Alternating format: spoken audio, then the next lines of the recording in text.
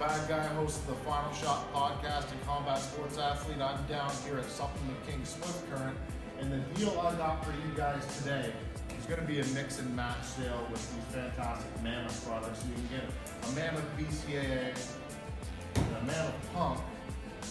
You buy those two, you're going to get the Mammoth NeuroStim for free. Or you can get the pump and the NeuroStim to get the BCAA for free. It don't matter, you're getting something for free down here in Supplement King.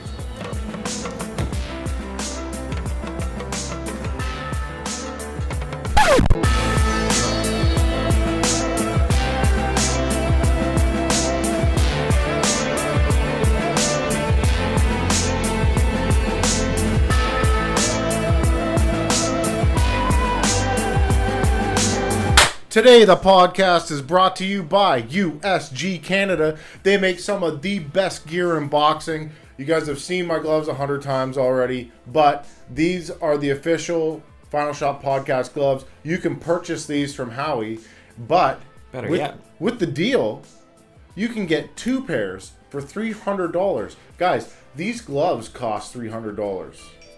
No joke. We just got our first order. First order just came in. Thank you. But USG Canada, hit Howie up on Facebook at USG Canada, or send him an email and get linked up with some fresh gear, some gloves. Take advantage of the 2-for-1 glove sale right now. His email is howie@usgcanada.com. We're also brought to you by who, Derek? We have Keto hot sauce by our friends at On It. And they sent that with respect to your fight and your fight coming up. What do you got? You got the read here. I'm kind of going off blind. Keto hot sauce, man. Spice up your food with this delicious low carbohydrate flavored, perfect for those on a ketogenic diet. What's the affiliate code? Let's get that. The affiliate code is TFS Podcast on checkout, and you will save 10%. Good. So it's www.onit.com/TFS podcast. If you go to that specific link, you already get the discount. You have to put in the discount code. Perfect. So keto hot sauce. Who else we got? Our friends in Edmonton. The Clinch Fight Shop. Sunil has a good deal on those shoes that you got me to buy. I love them. They're, I forget the word. They start with an M. The Machados? Yes. There's a shot of them right now on special. I can't see from here. They're on special for $109.99. I believe they're regular $129 or $139. But hey, if you order online and you use the promo code The Bad Guy, you're going to save another 10%. Probably the best not even entry level boots on the market right now. They're comfortable. Yeah, they're good. They're light. The soles are the same as the Hyper KOs. We sold a shitload of them ourselves. Yeah. Yeah. So. We've done well with it, but it's theclinchfightshop.com if you order online. I don't know the address, but if you're in Edmonton, Alberta, just Google it, hit directions, and it'll take you right to the store. Tell Sunil I said hi. You get 10% off. Yeah. Perfect. Who else we got? We got Sovereign Extracts. I already talked about them. That's how good they are. Yeah. We have not talked about Sovereign. The CBD tincture is fantastic. I recommend it to people that don't want to inhale some shit, right? Okay, if you're one of those people, I like the vaporizer. It doesn't bug my lungs, but I like to take the tincture before bed. Derek, you're fucking lit right up. Right. On these. You got me hooked on those. Over the last few weeks, guys, you've seen my stack just dwindling. It through self-experimentation, we've the mild stuff. I get what's the word? Production out of me. I put you on a dosage now. I had to get medical, do some research, put you on a dosage. So we have you on a THC tip and a CBD tip. Yeah, and it seems to be the best. It took some trial and error. I went too hard. I went too hard in the paint initially, and I stopped answering my phone. Folks, he got weird. Yeah, stopped answering my phone and ate way too much. So that's on the hardcore stuff, and I overdid it on purpose. I had some time off. I was worried I was gonna have to go track you down at a morphine den or something, or an opium den or some shit. And be close. Derek, let's go, man. But it is what it is. Guys, Sovereign Extracts. Go check them out on Instagram at Sovereign Extracts, or I believe it's sovereignextracts.com. Place an order and try it out. What's with that hoodie over there? Who's that from? That's my Supplement King hoodie. Oh, I thought it was... Oh, you know what I forgot to show them? My USG bulletproof vest. We were talking about that. Yes. This is the kind of shit that Howie Lee can pull off. It's amazing, man. I can get shot at and be fine. I love it. I like it. Back to Supplement King. Yeah, we did we went in the store and did an ad, so we'll just run the ad. But the basics of it is, what is the special today? Well, they got the, Commit to Fit sale going on right now. So they have a couple different products that they've mashed together for some deals. One of them was, One Punch and Total War. Yeah. I chased you in the store doing that. Yeah, I'll ping the ad right now. I can't thank them enough for the amount that they've supported me in trying to get ready for this fight October 19th. It means a lot because realistically, that guy hosting the Final Shot podcast. I'm down here at Supplement King Swift Current. This month they've got their deal. It's Commit to Fit.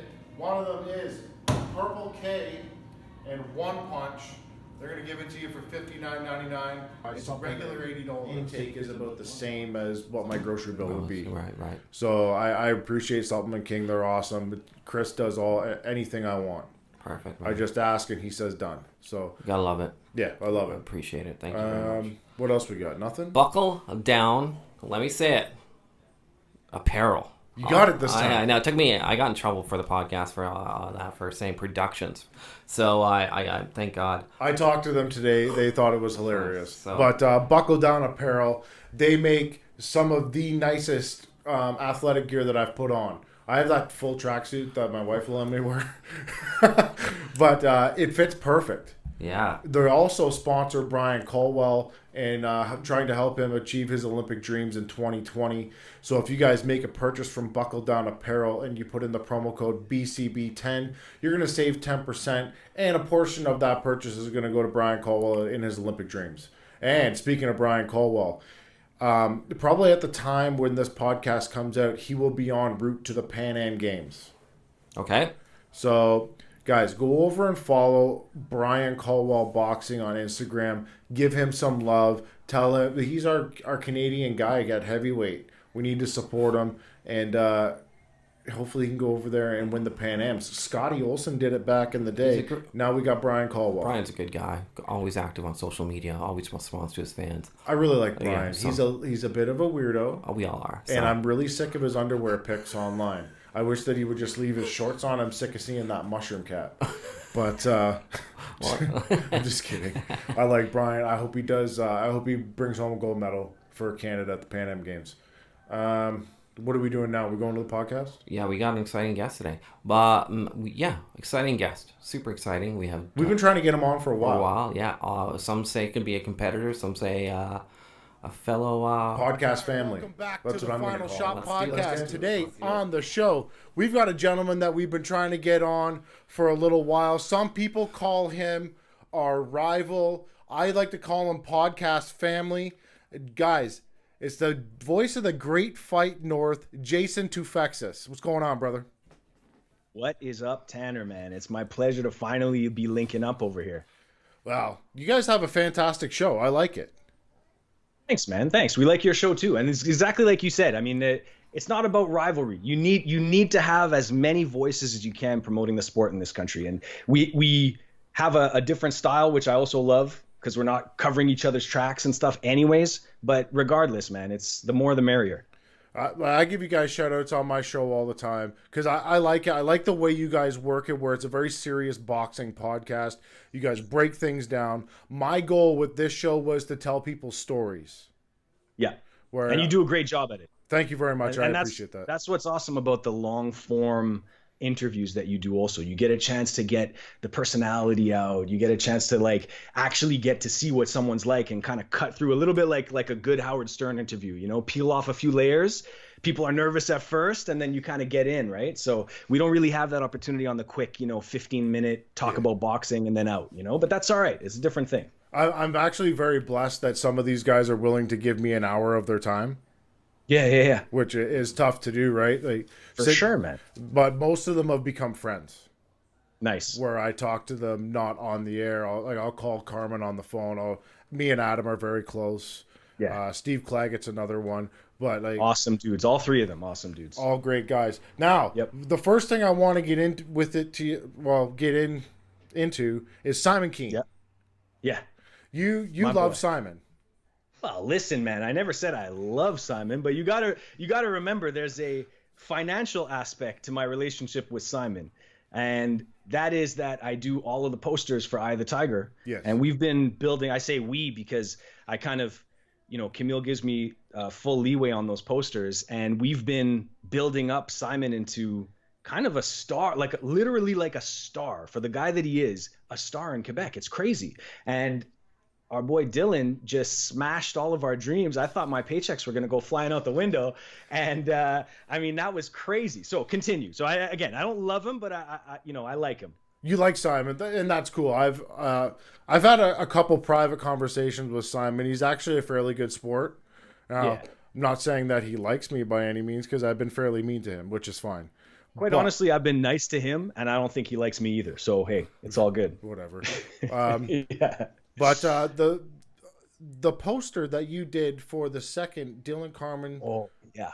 I was angry at that poster. Oh, I heard. I was just listening to that episode a little while ago. In fact, that was going to be one of my bones to pick with you. Yes, continue, sir. I was angry at that poster because I get it that they're going back into Simon's backyard. Yeah. And it is Simon's promotion. He doesn't own it, but that's who he fights for. Yeah. He's one of their biggest money makers. But Dylan did win.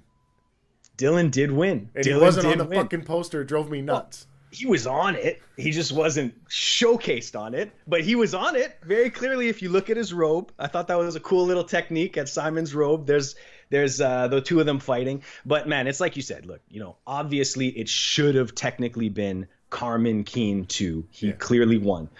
You get the issue comes down, and I know you're just busting balls, but the issue of course comes down to how are you going to sell out that arena in Shawinigan? It's what the hometown guys face. And this is like Keane was selling out arenas all across Quebec up until the lead up of that Dylan fight. It was crazy, man. Like he was selling out 5,000 tickets, 4,000 tickets, It's incredible. So he's the A side.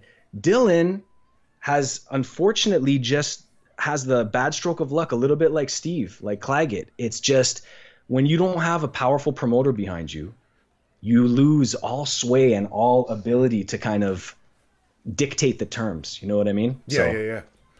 So I would like to poke fun at the poster a little bit. I will say that it was really good though. Thanks, brother. I think you do amazing work with that. I just seen those other two posters that you did for was a Butler and the Lion. I can't pronounce the Mac name. Attack, Makhmudov. Yeah, those are fantastic. Those are amazing. Thanks, man. Thank you very much. Thank you. It's the thing of all the things I do in my life, aside from my daughter, the usual stuff. But it's my absolute favorite thing to do in the entire universe. It was a dream to be able to design boxing posters for a long time, and to be able to do it for a living it's awesome, man. Wow, you've done a lot of them. You've done some of the ones for KO Boxing. I believe you just did the last one. Yeah, for that was my first one for Mel. I've done pretty much all the ones for United Promotions over the last couple of years out in Ontario. I used to work with them on a promotional side prior, and I've done posters for Pulev in Bulgaria. I've done a bunch of UK ones, some American ones. So yeah, it's a fun ride, man. I'm just waiting for one of the big boys to give me a shout. You know what I mean? Well, guys, if any promoter on the planet out there wants to get the best poster, hands down, done, hit up, what is it? It's UndisputedDesigns.com, and That's Jason will do it. He'll hook you up. For sure, man. Thank you, buddy. I appreciate that. Next order of business with you. I want to talk about the Great Fight North. Yeah, let's do it. How did that start, and what made you guys want to start that show? Okay, so I had been wanting to start some kind of boxing podcast or with somebody, some kind of content. I wanted to be generating content. And part of it, like a huge part of it, was to promote the sport in our country, exactly like you. And a selfish aspect of it was also the business side of it, where if not that I thought I would make money podcasting, which I definitely don't, but more so that if I could get my name out there to be able to get some more opportunities to kind of show this interesting package where, I do marketing and design, and I also talk about the sport, like it's a kind of holistic thing. So I wanted to do that for a little while. And I just needed somebody listen, I'm a huge boxing fan. I'll be honest right off the bat. I'm not an expert at the level that a guy like Ryan Scalia is. Mm-hmm. I can't tell you every single fighter that's, fought in the last 2 years in Uzbekistan or something like that. It's just not me. So when I met Ryan on Twitter, just kind of chatting back and forth and a few direct messages and stuff, I was working with Super Channel, who's located out in Edmonton. We were working on getting some boxing, really good boxing content back on Super Channel because I used to work. Sorry, I'm going on tangents here, but I used to work with them. The company that I worked for, Hennessy Sports Canada, we had the rights to all the Showtime boxing in Canada. So we had sold it to Super Channel back in the day. Anyways, working with them again, I got Ryan to help out with a few things. We were doing some like live tweeting of the World Boxing Super Series and stuff. So we got a little bit closer. Then when the Nationals were in Edmonton in 2017, 2018, I can't remember now, whatever the last ones were prior to this one in BC, I invited him out to sit at the Super Channel table. We hung out. Super nice guy. And that's where we finally were like, man, we should do this. Because I didn't know if he would want to. And he didn't know if I would want to. We kind of brought it up, and it's like, hey, let's do it. And so you know how things go, man. You let time go. All of a sudden, it's 4 months. You're like, okay, it's 2019 starting. We got to do this. And we have to do 20 episodes consecutively, even if nobody listens to it. Like, that's how I do. You cannot give up. You know what I mean? So we both agreed. We finally got it out. And that was it. He came up with the name, which I really, really like. And we just kind of thought a little bit about the format, man. It's nothing new. You know what I mean? It's kind of a Canadian version of 3 knockdown rule or something with Steve Kim, who's one of my favorite guys. We go through the previews and news and notes and the reviews. And thankfully, my contacts in the boxing world kind of stayed through all those years. So I was able to get some pretty good interviews, Yeah. So lining up shows for podcasts is actually a fairly difficult thing. Yeah. Now, I believe between the Spice of Life podcast and the Final Shot podcast, I'm at episode 258. It's insane, man. Insane. I cannot believe that. But it's incredible. I've been doing this for, I think, 3 years now, and I've been able to turn out 250 some odd episodes of a show. And a lot of it is repeat guys that come on. I've had some bigger guests like Robin Black, John Wayne Parr, Kevin Ross, but they've always all came back. Yeah. Which is amazing because once you guys hit episode 100, you're going to go back around and do it all over again. Hey, listen, man, we're already doing some over again and we're only at 27 or something. So I totally get it. But yeah, exactly. I mean, that's the kind of nice thing. And it is a little bit stressful, I guess. That's like probably the hardest part is the prep. Doing the actual podcast is fun. Talking but prepping the notes and making sure everything's lined up for the interviews and all that kind of stuff. And then some people you got to deal on the PR side instead of directly with the fighter and, all that stuff. So that's all kind of extra. That's not my favorite part of it for sure. But so far it's been a blast, man. We've done half a year, so that's pretty good. There's something I want to do with you today on the show. Yes, sir. So I do have these custom gloves. Yep. And they're the Bad Guy gloves or the Final Shot podcast gloves. What I'm going to do today, these are a pair of $350 custom genuine leather gloves, sparring gloves, 16 ounce. We're going to give them away on the show today. Beautiful. Let's do it. So let's come up with something that people can do where they can earn these gloves. Subscribe to your podcast, subscribe to whatever. Yeah, you guys subscribe to the Great Fight North. You subscribe to the Final Shot podcast. You follow the Great Fight North on Instagram, and you follow the Final Shot podcast on Instagram. You'll get entered into the draw. Beautiful. Let's do this, man. And we will do the exact same thing on ours. Perfect. Done deal. Beautiful. Okay. That's amazing. That's out of the way. All right. Well, it's been a slice talking, guys. I hope you guys have a good night. I've actually got a lot of talking points for you today. Not all of them are boxing. That's good. I'm ready. I don't like talking about boxing. Let's do everything. Area 51. That's what I want to talk about. Area 51. Let's do it. Okay. Storm, baby. Yeah. This is pure insanity. Oh, big time. But absolute insanity. A million I gotta say it. Oh, man. It's craziness. Now, I will admit something right now. I listened to that Bob Lazar Rogan podcast. So did I. And I gotta say, I bought into it hook, line, and sinker. Like right away. And I remember I called my dad. My dad loves conspiracy stuff, but he's also a big time skeptic, you know. So I should have known. So I called my pops and I was telling him, hey, so I listened to this Rogan episode with this UFO guy, and he says, who? I said, Bob Lazar. He just starts laughing. I'm like, what the hell? Come on, man. Like, he's like, that guy's garbage, you know. So anyways, I started to go back and take a little step back and think, okay, I guess I can't just believe everything just because Rogan told me, you know what I mean? Yeah. But now all of a sudden, I guess I wasn't the only one, man. It's like, what, hundreds of thousands? Is it literally 1 million people? They're at 1 million people that have said, we're going to go. Are you kidding me? So are you driving or flying? Bro, I want no part of that.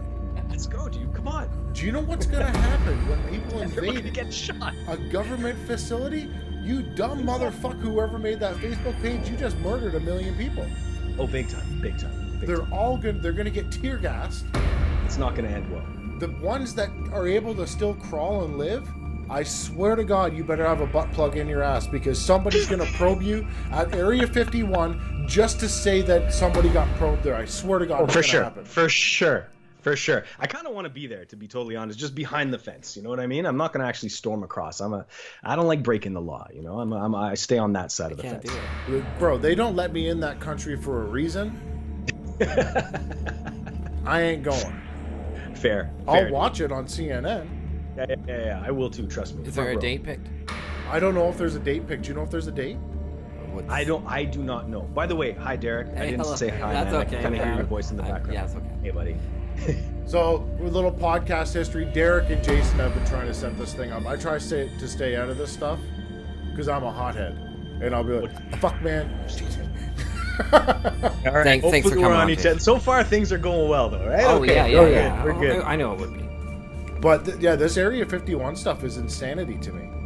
Yeah. It's totally crazy, man. The whole thing is, you know, I think the problem is we're at this place now where people that used to have crazy ideas were kind of the weird guy that would sit at home and get books out of the library about UFOs and whatever, but he was that weird guy in his own bubble.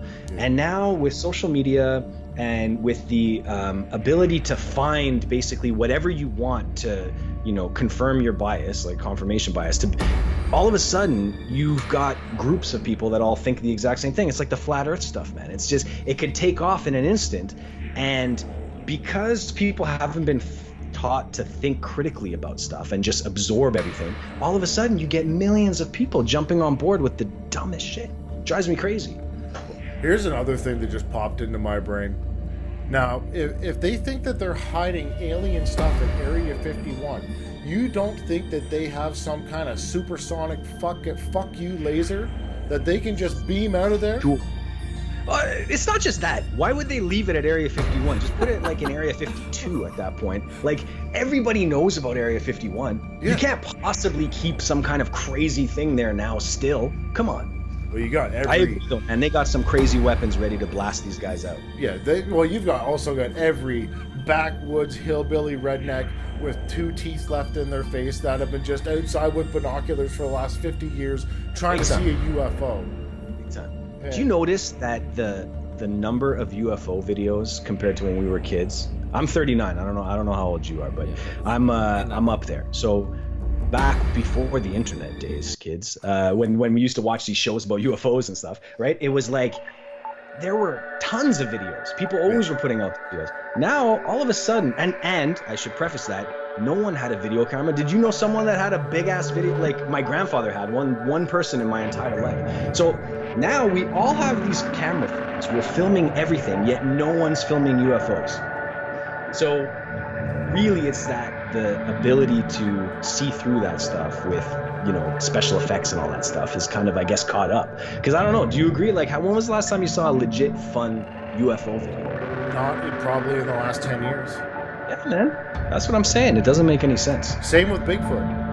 You're right. No, that famous Bigfoot thing where the guy in the forest looks back there. Like, we don't see any of that fun stuff anymore. Why? We all have cameras on our hips at all times. Because everything's 4K and HD now. So if you've got Uncle Bob in a fucking alien outfit, or you can see it, right?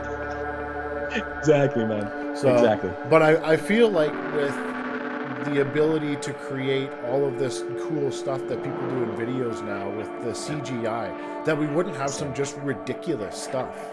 I mean, well, we do. Like, there's been a few of those viral videos that went out over the last few years that are seriously impossible to tell. Like, there was this one, I don't remember if you saw it, an eagle picks up this kid in a park. It was actually filmed in Montreal, I think. Yeah. And it was terrible. Like, my wife was pregnant at the time. I'm like, holy shit, we got to move. But it was a project, like a school project from a CGI school. So it does happen, but it pops up more in like those viral videos, and it's pretty awesome, actually. It would be cool if there was more stuff on YouTube that we could fucking like talk about. Dude, we can do it. Just go down a rabbit hole. Instead of assholes opening Kinder eggs. Oh, look at this. Yeah, exactly. Right? Let somebody make a fake alien video, please. Maybe that's the next project, man. Well, listen, if Simon Keane would have got knocked out by Dylan Carmen, I would have had a lot more time on my hands in the future without designing posters. I could have done that kind of stuff. Listen, I'm going to start a rumor right now. Simon Keane came from Area 51. Buddy, I'm not fully against it. Listen, I grew up in Quebec, okay? I'm a Quebecer. I'm an English-speaking Quebecer. And I think I'm fairly bilingual. I don't think that water's big enough, dude. I'm fairly bilingual, but I cannot understand a goddamn word that Simon Keane says. He really is like a backwoods alien type, I'm telling you. Now, there's another gentleman that's learning English right now. His name is Artur Zadonov. Yeah, I love Artur Zadonov. And he can speak fucking English. Yeah, he can, man. He can. Step your game up. Yeah, big time. Well, listen, the funny thing is, man, and to bring it back to boxing, Quebec is a very interesting place for boxing. And what's cool one of the things I really like about your guys' show is that it puts a shine on a lot of the English side of boxing, which is the majority of the country, right? But we get these insular things where in Quebec, it's our own universe that the rest of Canada doesn't exist. And honestly, man, I fell prey to it. Like I said, I'm an Anglophone. Like, my parents spoke English at home when I was a kid. And prior to moving out to Edmonton a few years ago, before I moved back east, I had never been past Hamilton. You know what I mean? I don't know what the hell's out there. So like, it was our own little world. There's Montreal and Toronto, and then some space, and then water. And, in that world in Quebec, which is an amazing place for boxing, it is. If you come over here and you don't speak French, you're not going to sell tickets, no matter what. They're not going to embrace you. And it's okay. We're seeing that a little bit now where, Camille's bringing in guys of such a high level that it doesn't even really matter if they sell tickets, because they will be in world title contention eventually. And that's how Camille will make his return. But guys like Artur, it's important for all of these fighters to learn English. And I love that Camille brought him out to Edmonton to fight with the card that you called. Yeah. And it's super important. Guys like Simon, they need to understand that. Same with Stephen Butler too. He's getting a little bit better. These guys, they've grown up in this world where they're stars in their hometown.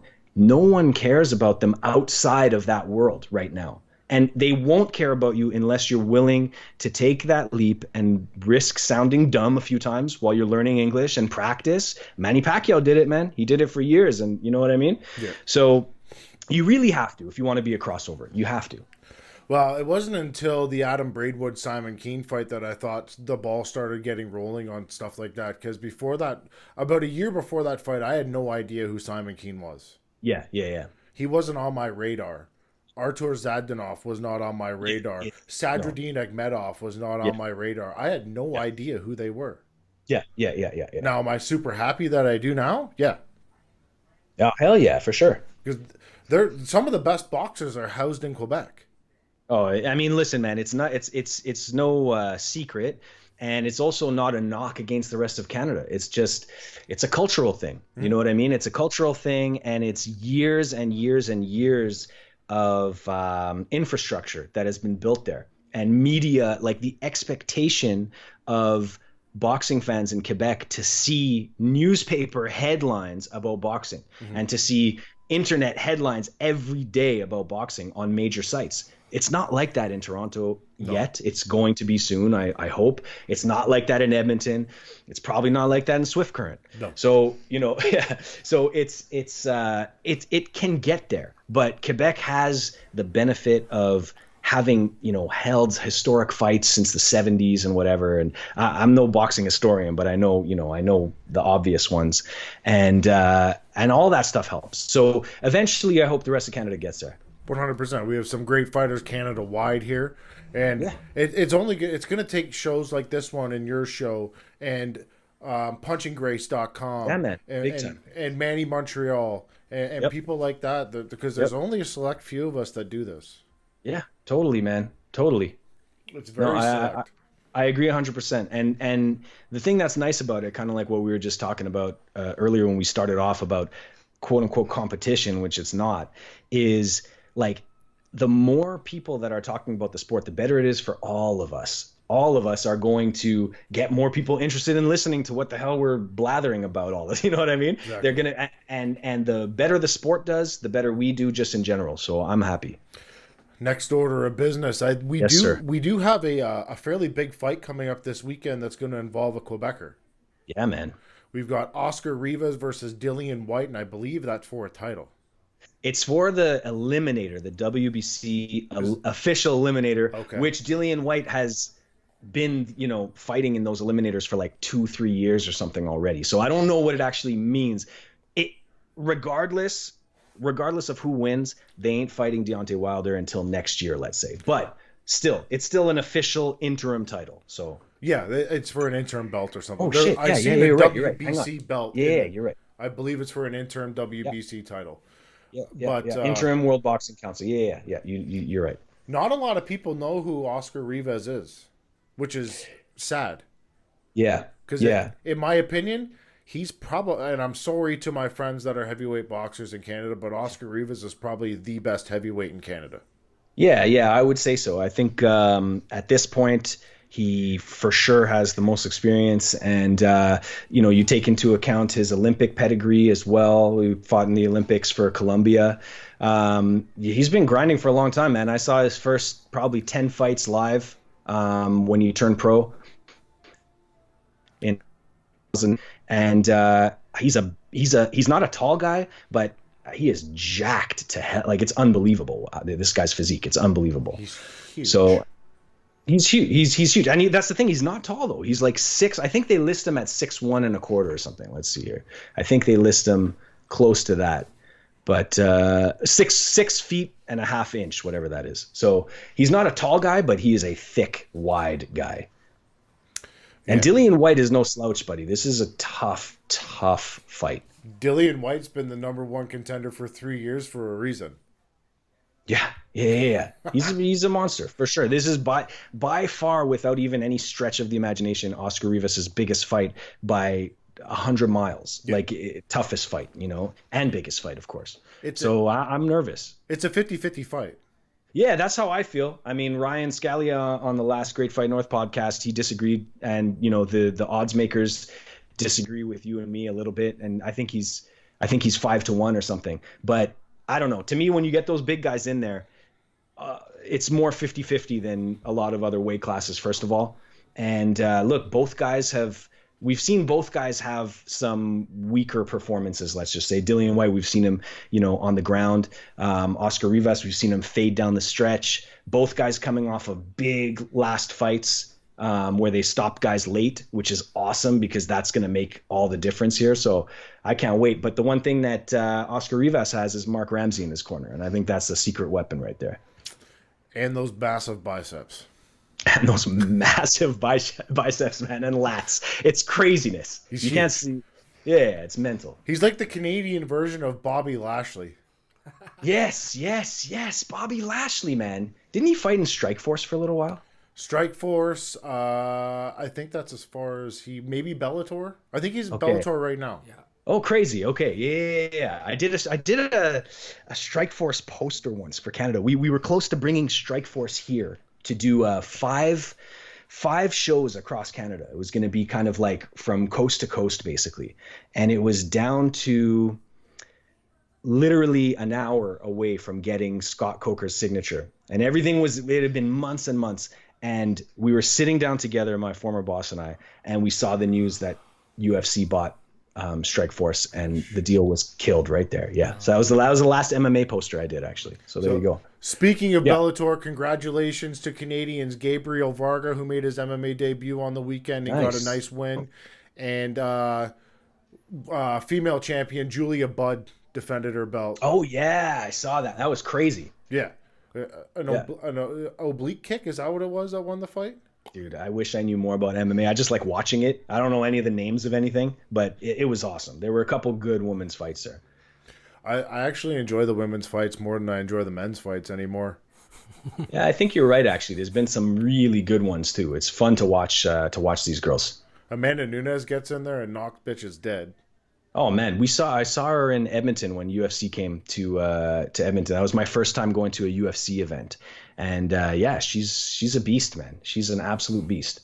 I want to go on a tangent. I want to take this in a different direction because I've never had a chance to really explore this idea. Okay, hit it. Why do you think that women's MMA is so much more popular than women's boxing? And I'll throw out an idea. Hopefully I don't get crucified for it here, but let's do it live on your podcast. Okay? Why do I think? Yeah, why do you think? Yeah. I think that women's MMA does, especially in the UFC and Bellator, they do a really good job of telling the stories of who these people are. Yeah, okay, that's good. Yeah. And they're mainstream. They have their own streaming service. They're on fucking TSN, ESPN. Amanda Nunes, lesbian champion. Whoopity shit. I don't give a fuck that you're a lesbian. Cool story, right? Chris Cyborg's been reigning terror on the women's division for the last 20 years. Amazing story. Ronda Rousey, fucking Olympian. Yeah. Holly Holm, 17-time boxing champion. Nobody gives a flying fuck, but she goes over. But they told the story. Yeah. Okay. That's a good point, and I think they're getting better at that on the boxing side. The 2-minute rounds are bullshit in boxing for these women. You can't get going in 2 minutes, and I know a ton of women's boxers that want 3-minute rounds. For sure. I think all of them do, man. Let these girls fight for 3 12-minute rounds for a title fight. Yep. I agree 100%. First of all, I think that, women's endurance may be better than guys in some cases anyways. Damn right. And, I think one of the other issues is the incorporation of, because look, the bottom line is we all watch fights because we want to see guys and girls get knocked out, right? And I think the incorporation of legs, which again, here this is bro science here, but I know for sure, at least with my wife, that she could kick the shit out of me. Like her legs are way stronger than her arms are. You know what I mean? I think guys are just built in a different way to be able to get that leverage on punches, whereas on the kicks, and you would know way better than I do because you fought in MMA and competed, but I think that girls' legs are strong as hell. I think those kicks make a huge difference in those fights and stopping their opponent as well. So I think people want to see more stoppages. 2-minute rounds don't help. The bigger gloves don't help. No. But girls like Yelena think otherwise. She's knocking girls out all the time. Jelena Mrdjenovic is probably the GOAT of women's boxing, in my opinion. Yeah, man. Yep. Hands down. But there's also some other fantastic fighters that are Clarissa Shields. Yeah, absolutely. Christina Hammer. Yeah, we got that the Irish girl. What's her name, man? The one that Eddie has. My mind went completely blank. She's undisputed as well, although I thought she lost that last fight. What the hell's Derek? Come on, man. I know. Aren't you like Jamie, bro? What's going on? Yeah, I know, young Jamie. I'm firing it out. There's another fantastic boxer that fought in MMA. Katie Taylor. Yeah. Erin Tohill is another one who's fantastic. She fought for Strikeforce. She also fought in boxing, and she's just recently made a comeback to boxing at the ripe age of, I think, 39 or 40. Hey, listen, the girl that Marie-Ève Dicker, the one of our only 2 Canadian world champions right now, the girl she fought was like a school teacher. I think she was 43 or something like that in her last fight. Yeah. But there's also we also have to give a shout out to Kim Clavel, who's with Eye of the Tiger. She's unbelievably talented boxer. I think she's one of the best technical boxers in Canada right now. She's amazing. We have some good ones in Canada. Candy Wyatt. Yeah, Candy Wyatt. Yeah, for sure. Fantastic female boxer. Sheena Kane. She might not have the greatest record of all time, but she's tough as shit, and she ponied up and went over to fucking Top Rank and put on a show. Go, buddy. Good There for you you. go. So Exactly. I think that women's boxing and along with men's boxing, we need to do a better job of telling everybody's story. Yeah, and that's something that HBO was really good at, and it's sad to see them out of the game. Their whole thing was storytelling. Yeah. And I think it'll happen. I think it will come back around. I think now with the proliferation of all the different broadcast platforms and DAZN and ESPN Plus and all this stuff, everybody's kind of trying to find their place and figure out what kind of shoulder programming to do. But we need to do a better job of telling stories, and that's one of the things that I really take seriously in my boxing poster stuff, actually, as weird as that sounds. Try to kind of get someone to have an emotional reaction to an image with just looking at it for 2 to 5 seconds, let's say. Like, it should tell a little bit of a story about who that guy is. Like, that's how I felt with that Makhmudov poster on that last one. Yeah. Like, I feel like that's him. And I think that if we can all continue to do a better job of that, boxing is going to strive, because boxing, man, what better sport could you have stories in than combat sports? It's the rawest of all competition, so there's some of the greatest down and out stories that rise to riches. Michael Bisping's a fantastic. I love Michael Bisping. He's a fantastic example of that. Like, guys fighting on the street, getting in trouble, goes to jail for 30 days, gets out of jail. He's working a job he hates. His boss pulls him aside and says, "What do you want to do?" Well, I want to be a professional fighter. And then he went out and won the fucking world title. Man, Bernard Hopkins, dude, he learned to box in prison. You know what I mean? Like, it's crazy. It's the greatest sport in terms of emotional reaction. And that's where I agree with you 100% on the storytelling. Tyson Fury. Hell yeah. The greatest story of all time, probably. Absolutely, man. I worked with Tyson for 6 of his first few fights there over in the UK. He's a fascinating guy, man. Very, very, very fascinating guy. And his family is wild. Absolutely wild. The whole experience is wild. He's my favorite. Oh, man. I mean, you can't get a better story. And the thing is that the story's still being written, which is what I love about it, especially with Tyson. He's turned it around.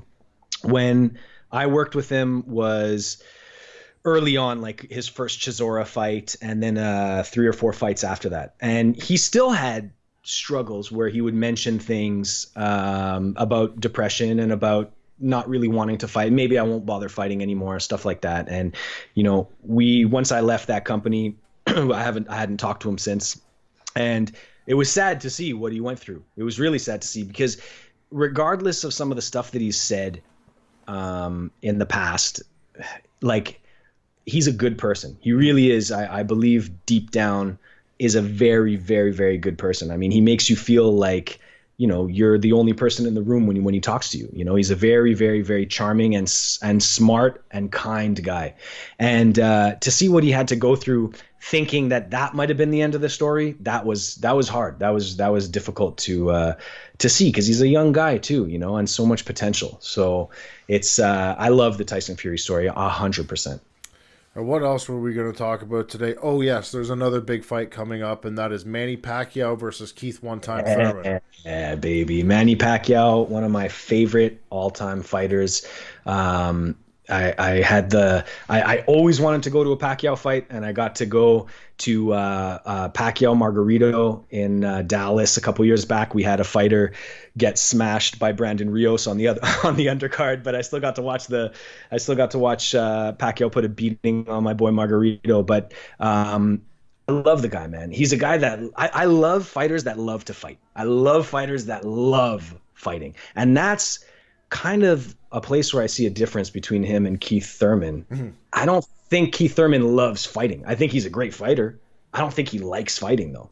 And that's where, when push comes to shove, and again, I've never been a fighter. I've only done sparring and stuff like that. But so you would know better. But when you get cracked and you have to overcome that against a guy who's loving it on top of that, That's tough, man. That's tough. I think Pacquiao is gonna pull this off, man. I think he's gonna pull this off. I think he's too What do you- fast. Yeah. He's too fast. And he's Manny Pacquiao too, man. Come on, how good of a story would this be? This would put him in the annals of. I mean, I would guess. Again, I'm no historian. I would guess he's already considered an all-timer. Obviously, a Hall of Famer, all-time great. This puts him in the top if he beats a young undefeated champion to regain a title. That's crazy, man. What a story. I love it. When we think in boxing, we think greatest of all time. We automatically go to the heavyweight division. Yeah, We've had Muhammad Ali, Mike Tyson, Holmes, George Foreman. But in that top 10, if there's 10 heads on the boxing Mount Rushmore, Manny Pacquiao's on it. He has to be, man. He has to be.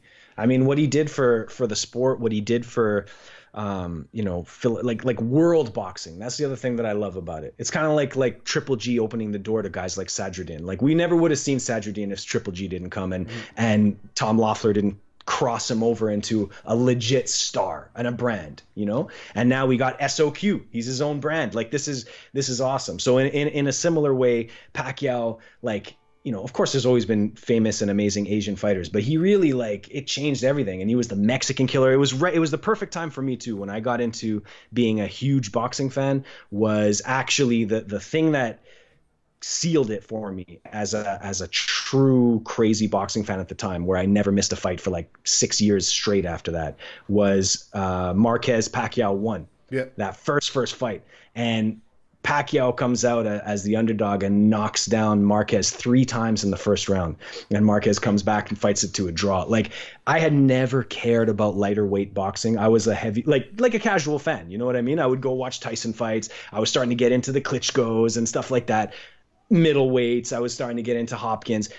These little guys, I was like, man, can they really punch? And then you see Manny Pacquiao. And then you start getting into Barrera and Morales and all those amazing fights. And so Pacquiao, man, for me, it's always going to be he's always got a place near and dear in my heart.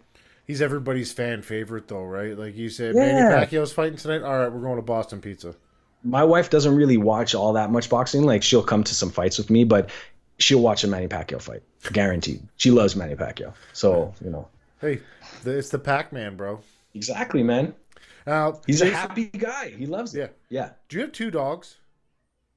I did have 2 dogs. Thanks for bringing it up, man. Jeez, no, it's been a long time. We have 1 dog now. I used to have two greyhounds. Okay. Now we got a different 1 greyhound from those 2. Do you race that dog? No. No, I've thought about it when things were a little tight. You know what I mean? When those boxing posters weren't coming in. But no, they're former racers. All of them are former racers that you could adopt from the States. Okay, now what I understand with greyhounds is they're actually a great family dog because they're very calm in the house. Yeah, super calm. But then when you take them to run, it's on. Insanity. It's insanity. How fast is this thing? I think that I don't want to get the wrong stats, but I know because my wife has done a decent amount of volunteering with the adoption agencies, so she had a few lines that she liked to use sometimes, and one of them is that they could outrun a cheetah in a longer run. Okay. So not that first 60 feet or whatever it is, or yards, but if they continued around a track, it would outrun it for sure. The cheetah wouldn't catch it. And I think it's something like 60 kilometers an hour. It's fast, buddy. Yeah. These things are mental, and they're very skittish. You know what I mean? So it looks even funnier when they run. Oh, they're not nippy, are they? No. I mean, well, when they're chasing other greyhounds on the track, they wear those the muzzle? muzzles. Yeah. But ours have never been nippy, thankfully. Yeah. Greyhounds, man, it's always interesting to me because I got 2 dogs. I got a hunting dog, and then I got a retard.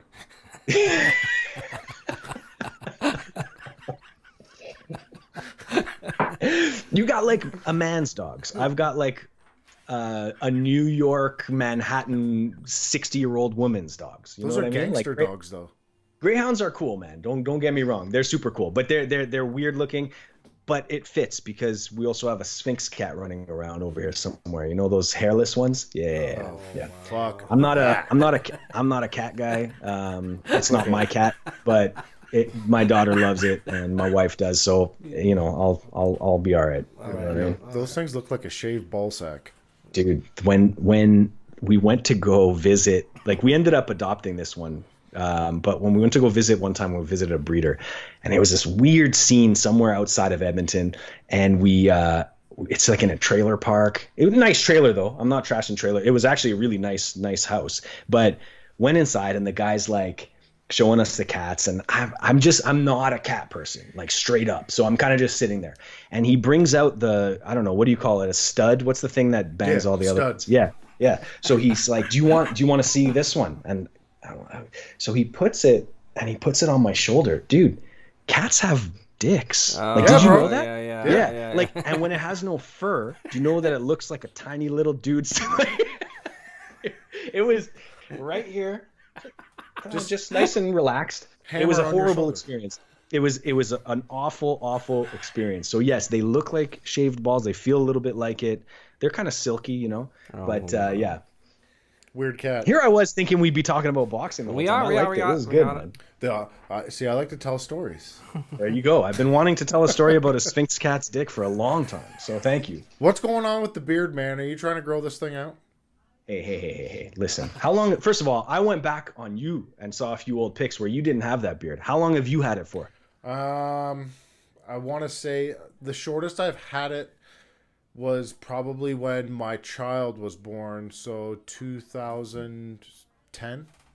9 years ago. Yeah. Okay, that's pretty good. So I've had a beard since December 2004, because I remember it.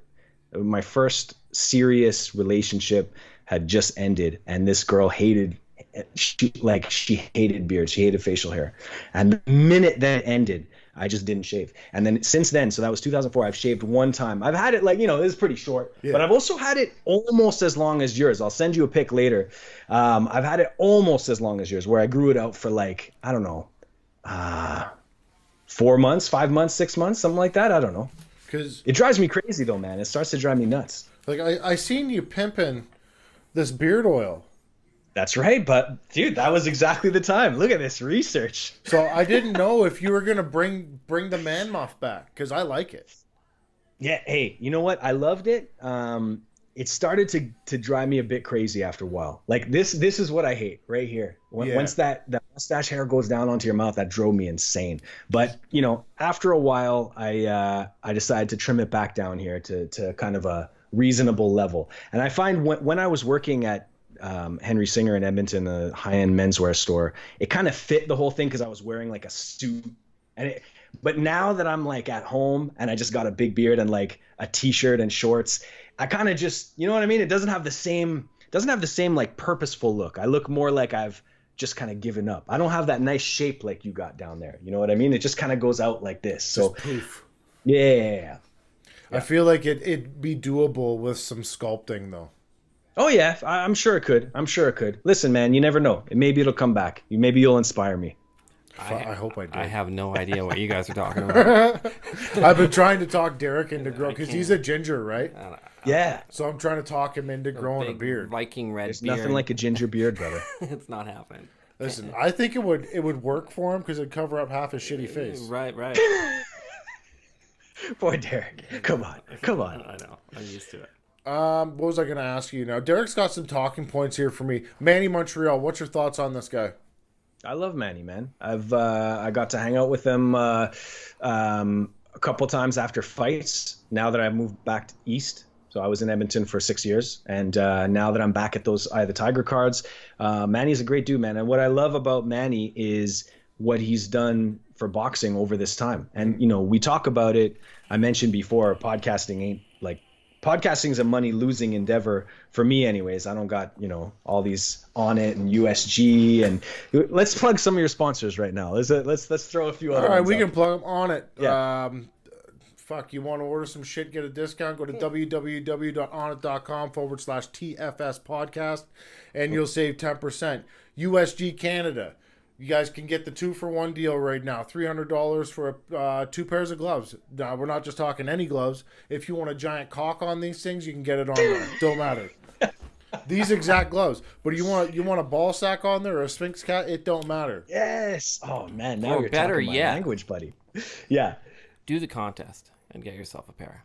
Yeah, you guys can do the contest and fucking get yourself a pair of these right now. Follow Absolutely. at The Great Fight North, at The Final Shot Podcast. What else were we doing? I can't remember.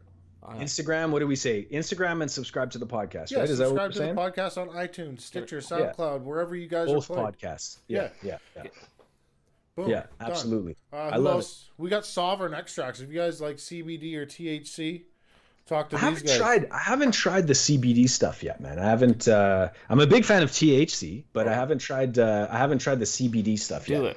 So if you have any like aches or pains, or you've been punched in the face too much and you're getting a little sketchy upstairs, CBD is fantastic. Okay, yeah, that's what I've heard. That's It's what great. I've heard. I've had Yeah. 2 knee surgeries. After the second one, all I used was CBD for painkiller. That's crazy. Yeah. Well, I'm a big fan of using natural remedies for painkiller type stuff rather than going to opiates and all that. So that's good stuff, man. You can naturally get Oxycontin at the pharmacy. Just walk in. Yeah, exactly. Let's not get hooked on it, though. Just try CBD. Yeah. But you guys got some sponsors on your show, though. Yeah. We had United Promotions. They're gonna come back now in the lead up to their big fight on September 14th, and we've had Final Round Boxing gym out here in Ottawa, where I live now. And that's my buddy Eric Belanger, who's always throwing us support. He's Custio Clayton's trainer and manager. And so now we're gonna try and get a few more guys on board. It's a little bit quiet here in the summer, as you know. Not a ton of boxing action going on, but it's gonna pick up big time. We're gonna have a big second half of this year, man. It's very quiet right now in the Canadian boxing scene. A little bit, I feel it's quiet. Yeah. It's quiet on my end. It's quiet. gyms are quiet. The gyms are quiet. Yep. It's like the calm before the storm. Summer. There's it's been a few years since we've had a real summer show. Like Eye of the Tiger even pushed it by going to June 29th in Thetford Mines. But usually like that mid-June is kind of when we see the end of it for all the boxing promoters. And I think it makes sense, especially look, we're in Canada, summer's short, you got to get out. And who wants to commit to being inside on possibly literally one of the few Saturday nights in the summer that might be nice, so. I'll tell you what I do is we move the TV outside. Now that's smart. That's super smart, man. I've seen people that do that. Like they'll put a sheet up and get a projector. They put a sheet on their garage door or something. Yeah. That's an awesome idea. I got to do that one day. I just take the 60-inch TV outside. We throw on the barbecue. We invite some friends over and Dude, we watch the that's fights. That is awesome. That's the best way to do it because a lot of the times I'm waiting for one specific fight to come on. Now I'll bring up an example. It was Steve Claggett versus Ulysses. Yeah. I sat through 109 shitty fights. The one in on Golden Boy Facebook Live there in April, right? Terrible. Yeah, I freaked out about that because I got angry about it. Yeah. But you sit through 109 shitty fights that you don't want to watch, and then the one fight that's going to be good.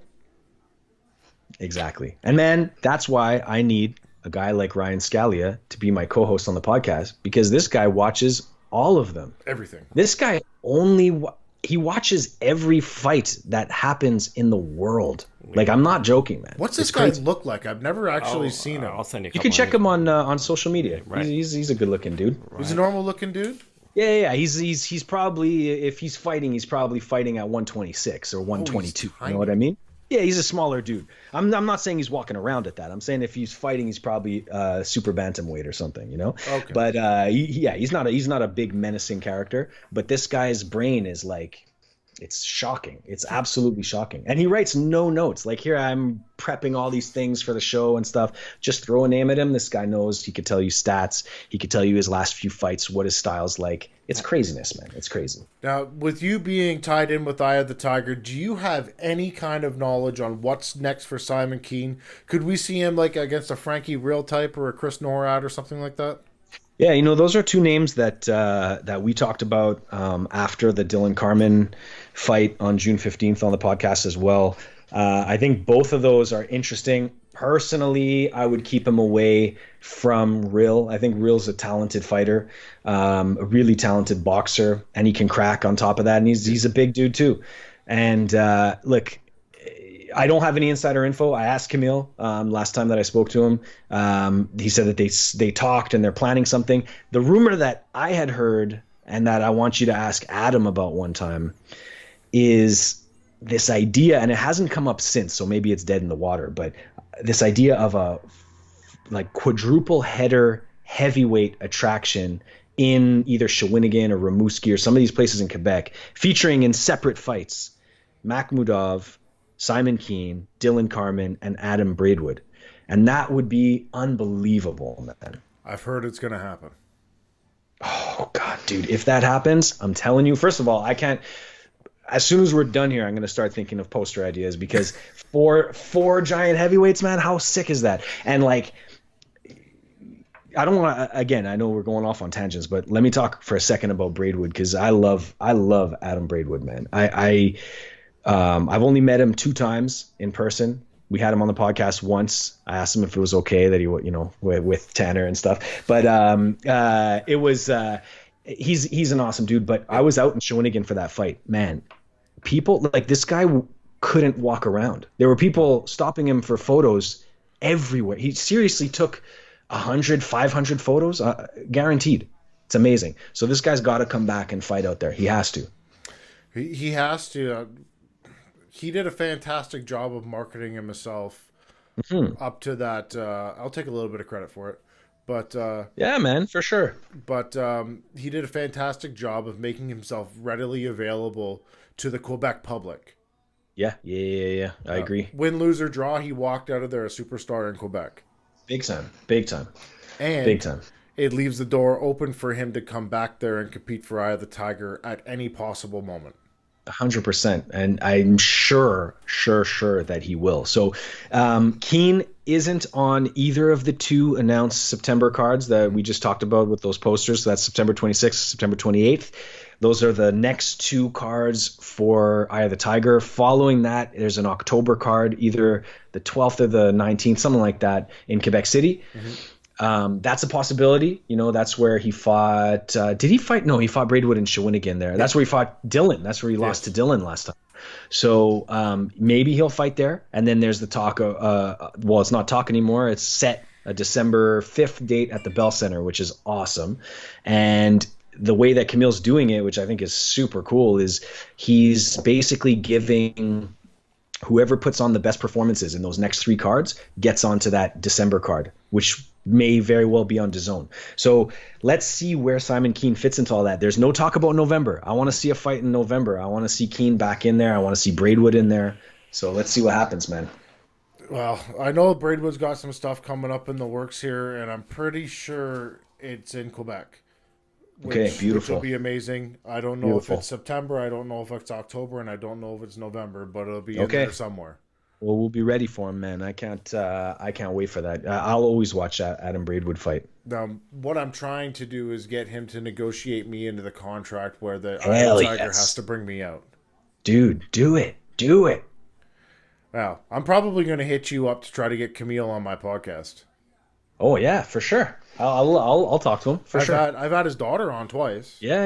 I know. Yeah, Emmanuel, she's awesome. But I'd love to know the backstory of how all this came, because he's the biggest promotion in Canada, and as of 3 years ago, I'd never heard of it. Yeah. I've known Camille since 2010 or 2011. He's a fascinating guy, super smart, super successful business person outside of boxing, like crazy successful. Yeah. Boxing is like a passionate hobby for him. You know what I mean? And he's a fascinating guy, man. I love talking to him. I've had been lucky enough to go out to lunch with him a couple times and just listen to the guy talk about, the philosophy of business and fighting. It's crazy, man. And you're right. He came out of nowhere. This isn't a guy who came up in the boxing business and his dad was a promoter and whatever, or he was a coach or what. Like, he just loves it, and he views it. He's an investment broker, and he views it in the similar kind of way. But what's interesting about Camille is you'd think a guy with an investment broker background would be a little bit more cold towards his investments and think of them as assets. And I actually think there are times where Camille goes too far in the other direction of falling in love with fighters. We all know that saying, you can't fall in love with a fighter if you're a promoter. And he really does treat these guys like family, man. It's crazy. So interesting cat. You should definitely talk to him. I'd love to. Another thing, have you been fucking around with this Face app thing? No, dude, I was just talking about that tonight. So I thought about it. I downloaded the app yesterday, just because it looks so cool. Like they're so well done. It's nuts. But I'm freaked out by this whole Russian thing. You know what I mean? So I don't know. What about you? Have you done it? Oh my God. That is terrifying, man. Yeah. Oh, I love it, man. This is great. Yeah, it's fun. Derek, drop some knowledge on this Russian thing. Okay, yeah, please do. I got freaked out. Yeah, so the Facebook app took the world by storm. Million downloads. I kind of went on a deep dive, Jason, about it, and it really gets technical on my research here. But just to save the podcast and to keep it simple, don't worry about it. There's 100 under. Because I want to do it. Yeah, they're saying don't stress. It's not a Russian thing. It's actually what they're saying is there's more malware on your phone from downloading a flashlight app. There's Okay. And the audio. What you sign on with the audio availability with Facebook alone. Oh, that's creepy as hell, man. We've you had know when you get those ads. Yeah, showing we've up had on it. Your phone We've had it happen. Like there's more to worry about in life, and don't worry about it. It's basically saying, I'm doing it tonight. Have some fun with it. Don't stress about it. Like privacy is not a thing. But hey, can you tell me the where the Uncle Ron thing comes from? I've always wondered this. I can explain Uncle Ron off the air. Okay. I can't disclose it on the air, but Uncle Ron wasn't present at the fight in Quebec, and Adam looked the best he's ever looked. So I think Uncle Ron's hit the bricks. Okay. All right. I think Ron's been kicked out. But gotcha. Guys, if you guys are worried about this Russian thing, like be more worried about Area 51. Oh God. If you're worried about Russians hacking your phone, please join the other million people with the Area 51 shit and go get blown up. I like it, man. I think this is good advice. It is good advice. Yeah. Derek wanted to know why Eye of the Tiger holds so many cards in like Rimouski and Shawinigan. I can answer the Shawinigan one, then that's Simon Keane. Yeah. So this is a very interesting angle that Eye of the Tiger's taken, and I'm all for it. Like I'm big time all for it. So Camille, like you've worked for Punch and Grace before, so Camille has a very big interest in pushing Punch and Grace to a very big level, and to me. And I think you guys can attest to this. The best way to get someone into a live sport, to get someone into a sport is to be there live once. You go there live once. Man, I never cared about CFL in my life. I went to an Als game and I was like, I'm an Als fan. This is when they were good, mind you. But boxing, all these sports. So I think a way to kind of convert new future customers and paying clients is to bring the sport out to them. Quebec's a big province. It's a beautiful province. When you're getting fighters from those regions, like a guy from Thetford Mines, like Sébastien Roy, who fought in the main event on the June 29th card. Let's be honest. He's not selling one ticket in Montreal. You know what I mean? Like this is, he's just not. Listen, I'll sell more tickets in Montreal than that guy will. Yeah, absolutely. So, it's smart also on that level. And I think I want to see more promoters doing this in Ontario as well. United has signed some guys from some different regions. Let's move out of just going to Brampton all the time and start pushing it. Go to these guys' hometowns. Let's see what they could do. Make them hustle some tickets, man. Guys are getting lazy. Fighters are getting lazy. They think they have a sense of entitlement that they should be getting paid for these fights. Dude, go to the UK, man. Guys don't even get a purse on the low level in the UK. It's pure ticket sales. So we need to get these guys hustling. So anyways, all that to say, I like that angle of it. For me, I want to go even to farther regions. I want to go to Chicoutimi is one spot. Hit all the regions where you can get like a bunch of towns coming out. Just do it once every 2 years or something, and that's it. Now, winter in Quebec is kind of a fun thing. There's snow and there's ski hills. Let's take a show to Mount Tremblay. Oh, Mont Tremblant, dude, that would be wicked. Mont Tremblant's a sweet spot. Yeah, I've been That there. would be amazing. Oh yeah. You could do a nice little like resort Actually, show. do you know much about me? Probably not. No, man. I No. used to live in No. your area a little bit. I used to be a whitewater Okay. rafting guide on the Ottawa River. Oh, crazy. Okay. So I lived in a little town called Cobden. Cobden. So where is that? So it's probably about an hour and a half outside of Ottawa. Okay. Which Towards direction? Ontario, or it's all Ontario. Towards Peterborough. Peterborough. Okay, gotcha. Yeah. Okay. So Crazy. I was a whitewater rafting guide there for 5 years, and I also lived in Shawville for a hot minute. Okay, crazy, man. Yeah. All right. Those Okay. people in Shawville are fucking weirdos, man. I haven't hung out there. I Bro, could say. Shawville has got one of the craziest bars I've ever been to in my life. Yeah. Yeah. They got a little, and I hate this. I'm gonna call him a small person, but we used to call him Jeffy the Midget. Hey, listen, if he was cool with it, it's all good. He loved it. Jeffy Yeah. the Midget would go request the song Sandstorm Oh, that rude. and just kill it on the dance floor. Okay, I'm looking this up here right now. Okay, I see Shawville. Okay. Damn, dude, that is in the middle of nowhere. Yeah, bro. Oof.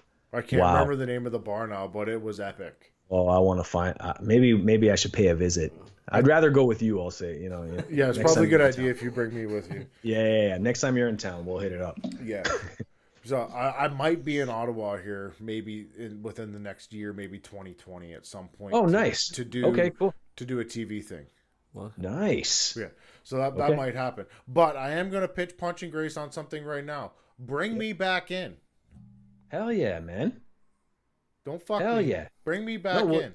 We need to get that English commentary going, because this is right now I've done a couple of them over the last year here, and they want it more and more in French, which I am not super comfortable with. You know, I'm bilingual, but it's you've done it. It's really hard to think on your toes already.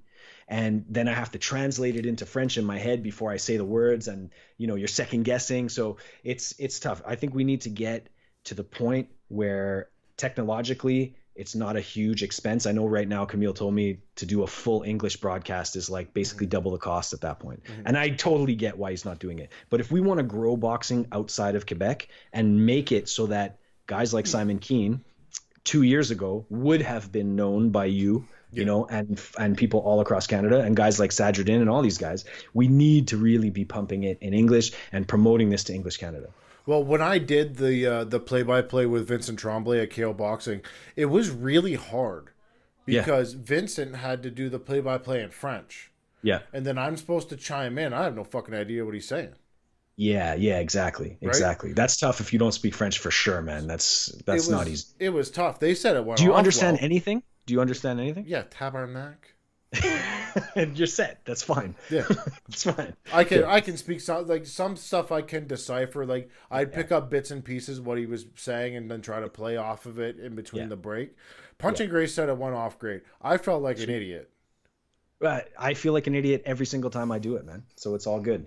I think that they should just let us two do the English. Let's call Camille right now. Where's my phone? It's 11. I don't know how we'd like that. Let's wait till next time. All right. Yeah, absolutely, man. We gotta keep promoting it. We need some English shows on Punching Grace too. Oh yes. What is one this? of my best looks, my man?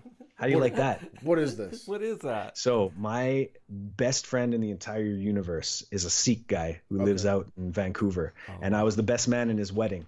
So I was full in the garb. I did the whole they do this thing where the two families right before the ceremony, like they match them up like dude for dude, and then you basically go and wrestle with each other in the building. You have to lift the other guy up. It was awesome, man. I had a blast. Awesome food, good music. I was good. So you got to dress up as a... I hate to As a say Sikh dress up. I just say you got to participate in a traditional experience with their whole garb and all that kind of stuff. That's it. My best friend since grade 5, man. What is this? Are these escorts? That's a really good question. I'm just trying to remember some of the. No, of course they're not, man. They're upstanding citizens of the Greater Toronto Area / Mississauga. Did these ladies fight? No, they were. It was like I think it was a ring card girl competition or something. Okay. Yeah, So- yeah, yeah. Oh, it says in the small print, ring card girl contest called David. Okay. There you go. Moving on. Okay. Well done, man. That's killing it on Look at that. Instagram. Look at that bad boy. Well done. Hey, the Instagram thing worked. Oh my God. Dude, this was something I was about to delete because I had this idea to try and make a giant poster on the feed, except every time you add one pic, like picture, you know, those stupid slider toys when you're a little kid to get the picture? It never works. So I was about to delete those. Okay, sweet. Thanks, Derek. Love it. So to keep this as one square, you're going to have to upload 3 pictures every time. Exactly. And the thing that's stupid, man, I'm the worst of the social media platforms for me, for whatever reason, is Instagram. And that's the one that I should be the most on as a visual designer. Right. And so I got to get better at it. I got to be pushing 3 images out at a time on the regular. So when I first looked at this, I was like, oh, maybe he made this for multiple TVs. Oh yeah. No. That would be cool though. It usually works out on those multiple TVs. If you know the dimensions, you know not to put anything important on the place where the lines go.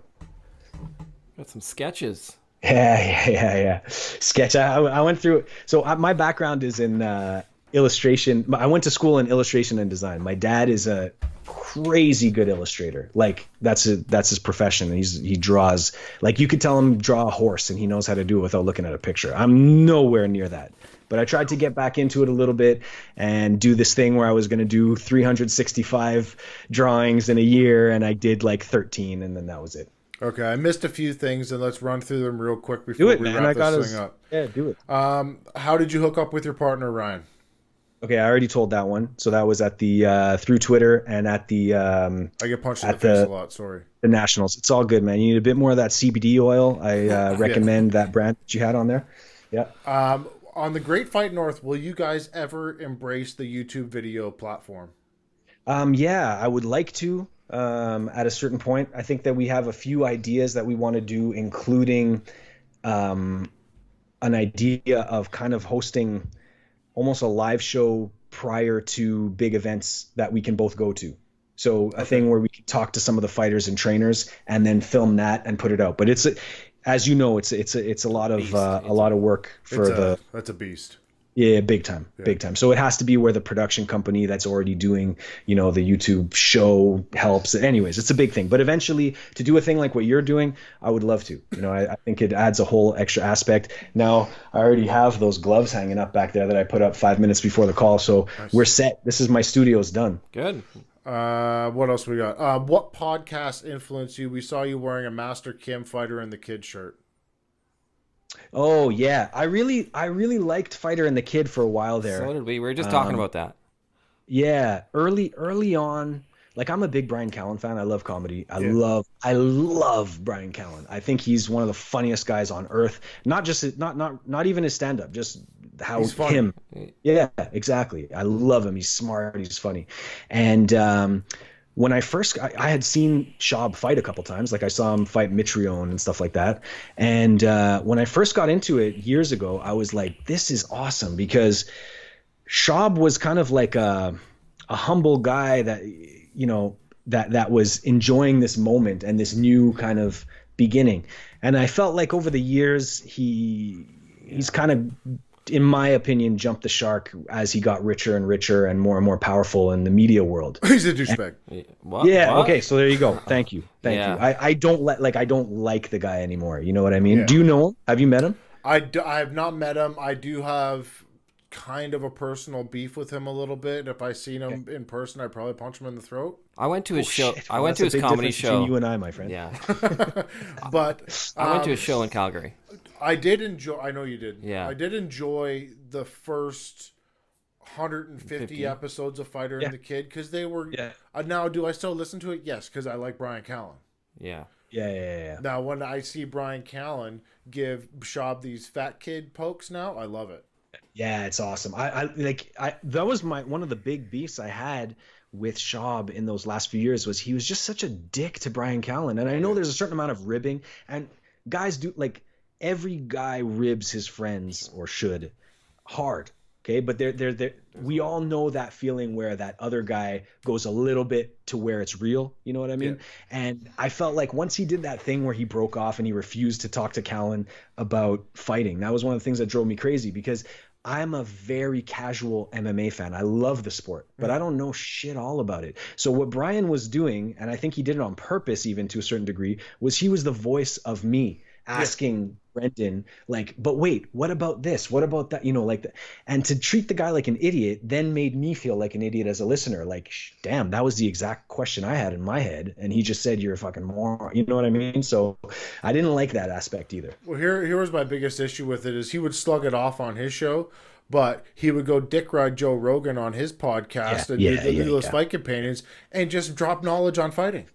Yeah, big time. It drove me crazy. Now, Callan, if you're a Callan fan, did you ever go back and listen to him on 10 Minute Podcast with Will Sasso and Chris D'Elia? I've listened to them all.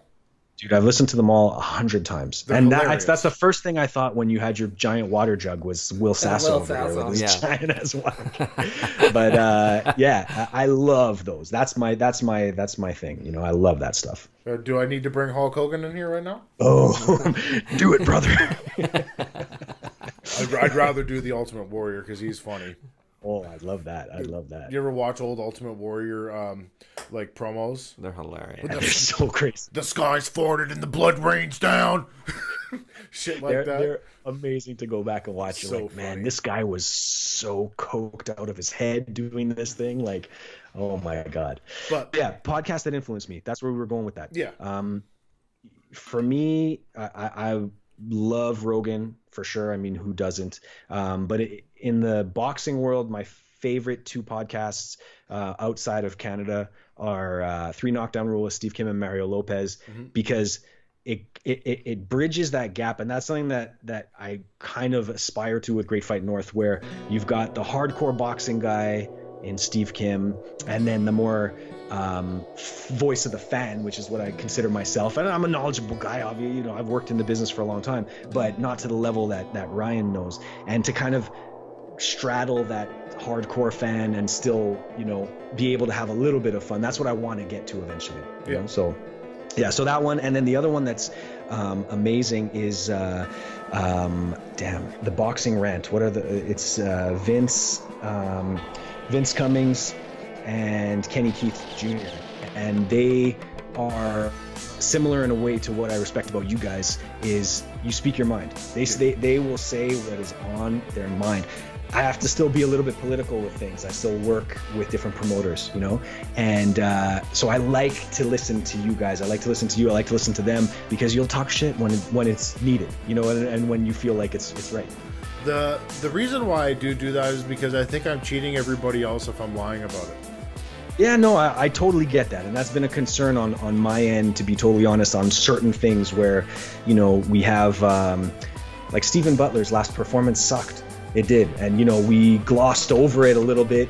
We didn't say it was good. Like, so I'm not lying in that sense, but we're not going to go into a huge thing maybe. And that's where at the end of recording that one, I was like, I feel like we should have gone harder on him, you know? And that's the thing. You don't want to end up where you're working for a promoter. I don't work for Camille. Camille's one of my clients, you know? So I don't want it to be to that point where there's ever like a clear bias for or against any party in Canada.